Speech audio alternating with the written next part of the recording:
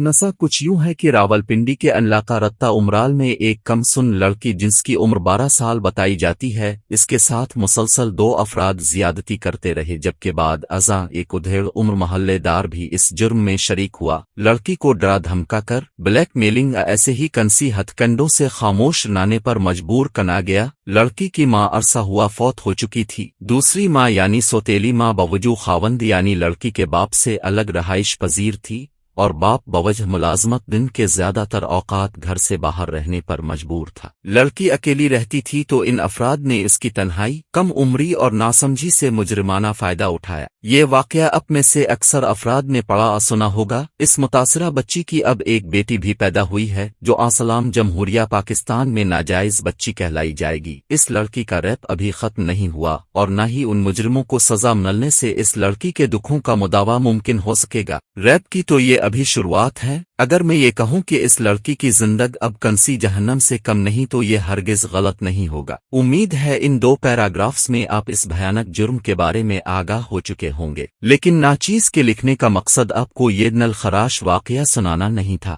हालिया चंद रोज के दौरान सोशल मीडिया पर मुख्तलिफ वेबसाइट्स, वीडियो ब्लॉग्स और पोस्टर्स के कमेंट्स में एक अजीब वहशियाना और जाहिलाना सोच से वास्ता पड़ा जो मजमूई तौर पर कुछ यूं थी। 9 माह मुसलसल जियादती को रैप नहीं कहा जा सकता। लड़की की उम्र 12 साल नहीं 14 साल है, नहीं 16 साल है। लड़की ने पहले खुद मजे लिए और जब मामला कंट्रोल से बाहर हो गया तो बाप को बता देना और इसी से मिलती जलती कई घटिया बातें हमारे बाज पाकिस्तानी करते नजर आए। पाकिस्तान में बदकिस्मती से ज्यादातर अफराद को न लीगल सेक्स एज की समझ है और न ही पाकिस्तानी कानून कंसेंचुअल सेक्स को मानता है। पाकिस्तानी कवानीन का क्या कहीं कि यहाँ जुर्म और गुनाह को यूं मिक्स करा गया है कि अब अवाम को समझ ही नहीं आ सकती कि गुनाह एक मजहबी नजरिया है जबकि जुर्म एक समाजी मसला। जहाँ रियासत खुद कंफ्यूज हो, जहाँ अवाम को आए दिन कोई नमाजें पढ़ने पर मजबूर कर रहा हो, कहीं रोजों के दौरान सलाम खाना पीना जुर्म हो, जहाँ बंद दरवाजों के पीछे मर्द और औरत की खलवत पर पुलिस छापा मारती हो, जहाँ कंसी का शराब पीना गुनाह नहीं बल्कि जुर्म हो, ऐसी कंफ्यूज रियासत के शहरी और भला कंस मेचोर सोच के हामल होंगे। मौजू पर वापस चलते हैं कि अभी कोई आकर यह बताने की कोशिश करेगा कि पाकिस्तान इस्लाम के नाम पर बना है और यहाँ यही कवानीन चलेंगे। देखें, दुनिया ने सदियां लगाकर और बड़े मुश्किल हालात से गुजरकर कुछ समाजी और इखलाकी उसूल वज़ा किए हैं। इन तमाम उसूलों की बहस तो मुमकिन नहीं, लेकिन सेक्स पर बात करना जरूरी और पोस्ट का मकसद है और इसमें सबसे पहला मरहला आता है कि जो अफराद जिन्स अमल कर रहे हैं क्या इन दोनों की आपसी रजामंदी शामिल है। अगर नहीं तो ये रैप है, लेकिन मामला आतना सादा हर्ज नहीं है। अगर एक 12 साला, 14 साला, 16 साला बच्ची या बच्चा अगर अपनी मर्जी से भी जिनसी अमल का हिस्सा बन रहा है या लुत्फ अंदोज हो रहा है तो भी ये सेक्स नहीं रैप है, क्योंकि इस बच्चे या बच्ची को सेक्स कंसेंट की इजाजत नहीं है। अगेन मैं बता दूं कि हमारे पाकिस्तानी मुआशरे में शादी के बगैर सेक्स का कोई तसव्वुर मौजूद नहीं है, लेकिन इसके बावजूद एक माइनर यानी कम उम्र से सेक्स बहर सूरत रैप ही कहलाएगा, चाहे हालात कुछ भी हो।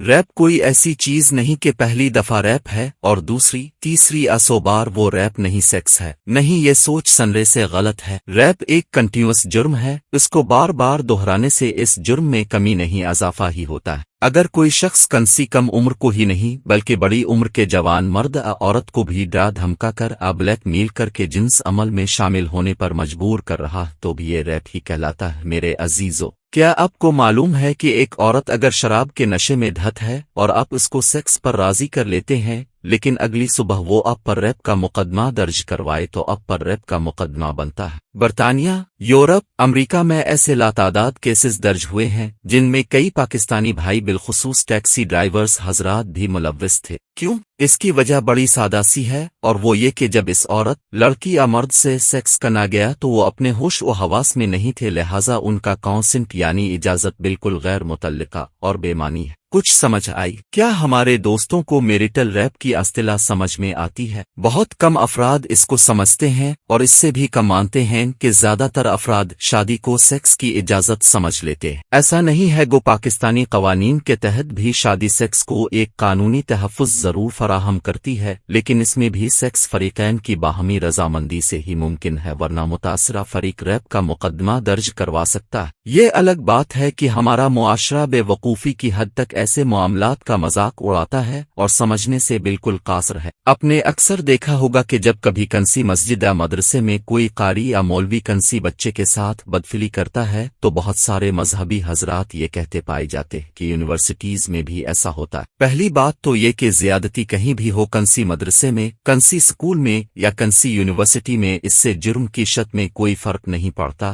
زیادتی جہاں بھی ہے وہ زیادتی ہی ہے، لیکن اگر سمجھنے کی کوشش کریں تو دو نوجوان لڑکا لڑکی آپس میں جنسی فعل سر انجام دیں تو وہ ریپ نہیں ہے، البتہ پاکستانی قوانین کے تحت وہ جرم ہے، اور اس جرم کو ناچیز گناہ تو سمجھ سکتا ہے، لیکن پاکستانی قوانین اس کو جرم بنانے پر مصر ہیں، اور ایسے ہی بعض بے سمجھ پاکستانی کٹم بلیمنگ اور شیمنگ کا مکرو کام جاری رکھے ہوئے ہیں۔ سیکس ہراسمنٹ کا بھی یہی معاملہ ہے، ایک ڈاکٹر اپنے مریض سے، ایک استاد اپنے طالب علم سے کنسی بھی قسم کے جنس تعلقات رکھنا تو دور، اگر اس طرف پیش قدمی بھی کرے تو آزاد خیال یورپ میں بھی یہ ایک جرم ہے اور اپنے پیشے سے دھوکہ۔ ماضی قریب میں شرمین عبید چنائے کی بہن کو اس کے ڈاکٹر نے فیس بک پر ایڈ کرنے کی کوشش کی، اگنور کرنے پر پھر کوشش کی، اس کو شرمین نے سیکس ہراسمنٹ کہا، اور یار دوست لگے پھپتیاں اڑانے کے فیس بک پر بھیجی درخواست کیسے سیکس ہراسمنٹ ہو گئی؟ فیس بک پر ایڈ درخواست بھیجنا بالکل بھی سیکس ہراسمنٹ نہیں ہے، لیکن ایک ڈاکٹر کا اپنے مریض کے نام سے واقفیت ہونے یا دیگر معلومات کی بنا پر اس کو اپروچ کرنا ایک غلط حرکت ہے، کیونکہ وہ معلومات اس کو ایک مریض نے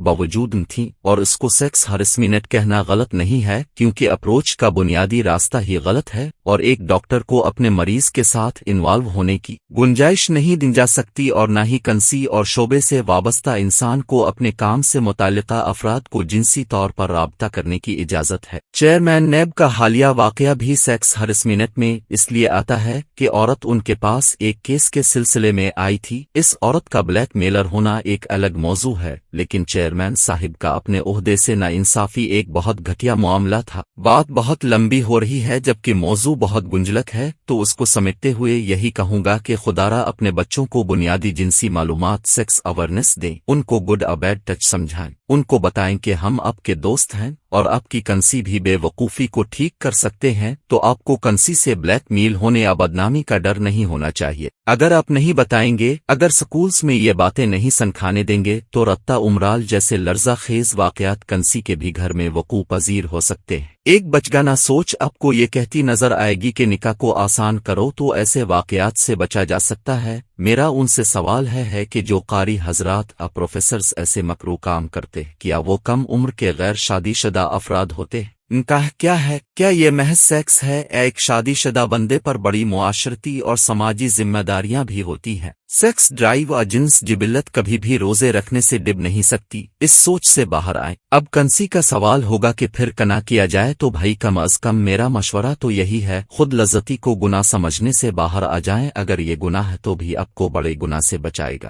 بار دیگر عرض ہے، مذاہب میں بہت سارے مسائل کا حل موجود نہیں اور نہ ہی یہ ممکن ہے۔ اس موضوع پر پھر بھی بات کریں گے، جب تک ناچیز کی عاجزانہ درخواست ہے کہ سیکس ایجوکیشن کو نصاب کا لازمی حصہ بنایا جائے اور زیادتی کے واقعات سامنے آنے پر مظلوم کا ساتھ دینا کہ اپنے تعصبات کا